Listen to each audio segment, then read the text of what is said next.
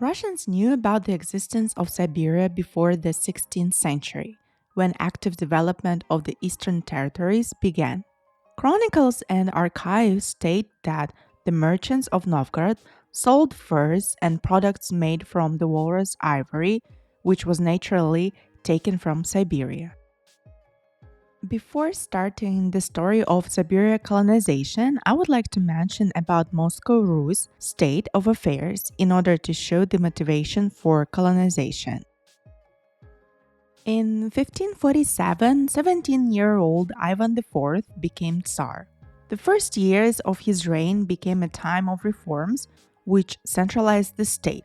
The first professional army was established. Rus conquered the Kazan and Astrakhan Khanates, expanding its territories to the east in 1552 and 1556. And then Ivan IV had a war with Livonia Order for the Baltic lands, which continued for 30 years and led to economic decline. Those new lands had many trade opportunities, but they were not populated and required a lot of investment. Since public money was spent on the war with the western states, Tsar decided to give the new lands in the east into the hands of private managers. Small traders like the Stroganov family gladly seized the opportunity. They received lands on the Kama River and became salt merchants. Over time, this family would become one of the richest in Russia. The Stroganovs used their money to raise a private army, found a small city, and began to actively develop salt. The Tsar granted them the right to build fortresses, garrisons, and settlements wherever they thought it was needed. So the borders of Russia gradually approached the Siberian Khaganate. This was one of the small khaganates founded as a result of the collapse of the Golden Horde.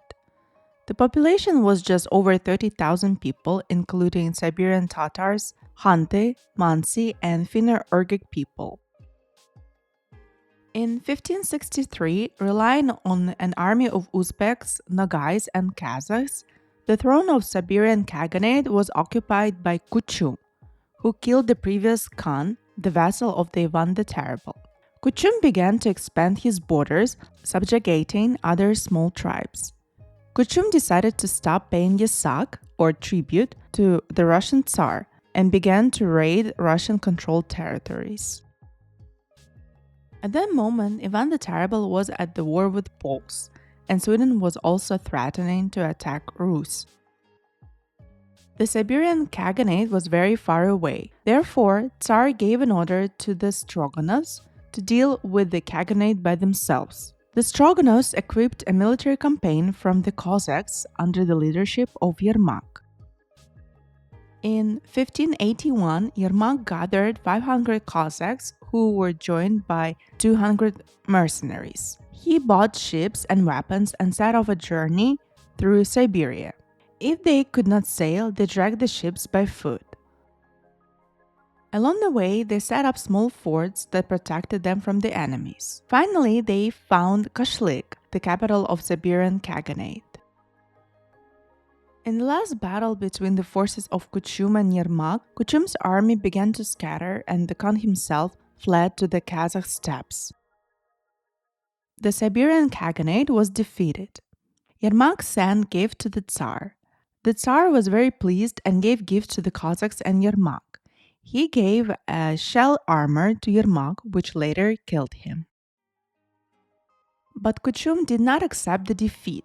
According to the legend, in 1585, he sent a woman to Yermak who told him that up the river, Kuchum's people had captured Burat merchants.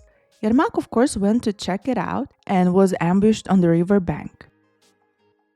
When he tried to escape from the enemy's arrows by swimming across the river, the gifted armor dragged him down and he sunk. Khan also died soon after. He fled to the Nogais, who killed him. That was the first stage of developing Siberia, and now I want to talk about the definition of colonization and whether Siberia was colonized or developed, and how it was different from European colonization of America. The first meaning of a colony is that a colony is a group of immigrants or their descendants who have settled in a distant territory but maintain close relations with the country from which they came, and also the territory populated in this way.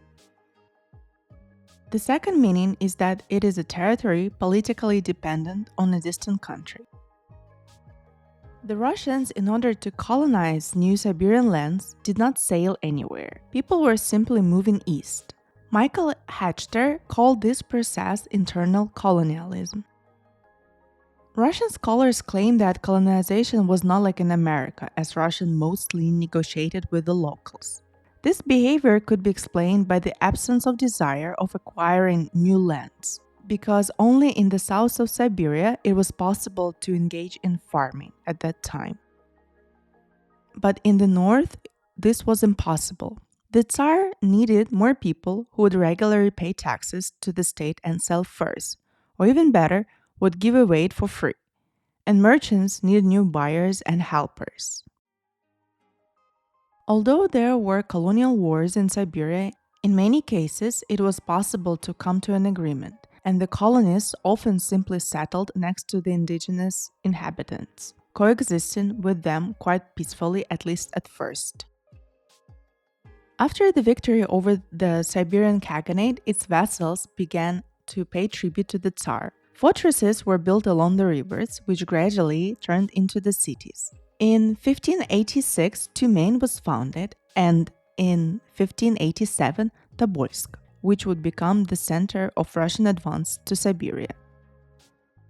The new vassals complained about their neighbors, as a result of which the Tsar sent troops to help locals to conquer enemies. Thus, all Mansi tribes were defeated. Russian troops reached the Yenisei River and met the Tungus, who were still armed with simple bows and wore leather armor.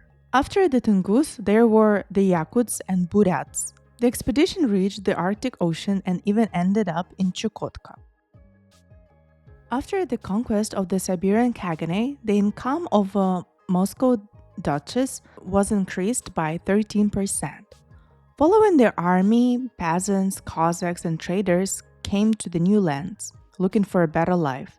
At that time, there was smuta, or time of troubles, in Moscow, so the life was not that tough in Siberia, and there was no serfdom. The next advance was associated with Khabarov and his development of Far East.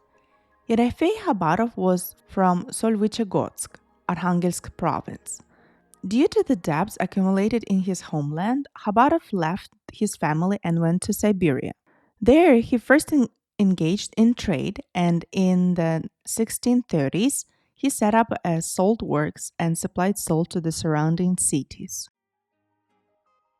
On March 6, 1649, Khabarov offered his services to conquer the Daurian land.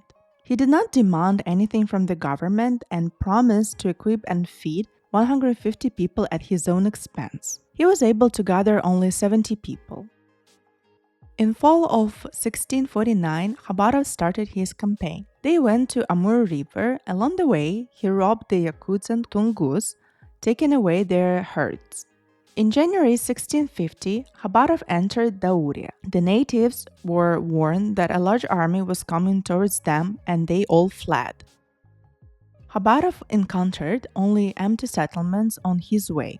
Having traveled through an empty country, he returned to Yakutsk, where he arrived on May 26, 1650. He reported to the governor about the wealth and fertility of the Daurian land. Khabarov's stories attracted many people who wanted to go with him to Dauria. On his second campaign, he recruited 117 people, and the governor gave him 21 Cossacks and 3 cannons. Khabarov went to Amur the same way. Meanwhile, the Daurs, seeing that there was not as many enemies as they thought, became bolder and did not run away from the Russians, but entered into the battle with them. However, despite their numbers, they could not resist the Russian firearms. They submitted and started to pay tribute, in particular, sables. Khabarov's movement was accompanied by robbery and murder. According to Khabarov's associates, he was more concerned about his own profit, sable fur coats, than about increasing profit of the state. Khabarov, moving forward, came to the territory of Qin China. During 1652-1689, the War for Borders was conducted for more than 30 years with different success. As a result, at the negotiations in Nerchinsk, China put pressure on Russia to surrender, but Russia got Buryatia and Baikal and the territory of the northern Amur. Rumors of Khabarov's abuses reached Moscow and an investigator was sent out. His name was Zinoviev. He interrogated Khabarov's associates, who showed that Khabarov sent false reports to Yakutsk and embellished a lot in his stories about Dauria and Manchuria in order to induce the government to conquer them. Then investigator learned that Khabarov made locals flee. Thus, there were no people to pay tribute and to cultivate land, which was undesirable for the state treasury. Khabarov did not establish settlements, but the forts in which he spent the winter were usually burned when he left. Most of Khabarov's property passed into the hands of investigator Zinoviev. Quitting his position, Khabarov in summer of 1654 went to Moscow and filed a complaint about Zinoviev. In the fall of 1655, Khabarov won and the property was returned to him, and he himself became the son of a boyar and was sent to Siberia to govern the Ust-Kut Volest. In 1648, Dezhnev and merchant Fedot Popov equipped a campaign of 90 people who sailed on 7 ships along Kolyma River. The detachment managed to go around the extreme northern eastern point of Asia, which is now called Cape of Dezhnev, and reached the Anadyr River. So Dezhnev opened the strait between Eurasia and North America. In 1649, the Anadyr fort was built. In 1701, Russian army entered Chukotka. Demands on its population were the same, to pay tribute. The Chukchi never paid anyone and began to resist. They had no firearms, but they fought fiercely and drove Russians out. In 1729, there was a second attempt, but also unsuccessful. In the end, in 1778, the Chukchi recognized the authority of the Russian peacefully. They continued to engage in their own trade and paid tribute as they wished. That was a brief history of Siberia colonization. I covered 16th, 17th, and 18th centuries. But of course, Siberia has been developing by the people from European part of Russia until the first half of the 20th century. Thank you for watching my videos. Please subscribe to my channel and I'll see you next time. Bye bye!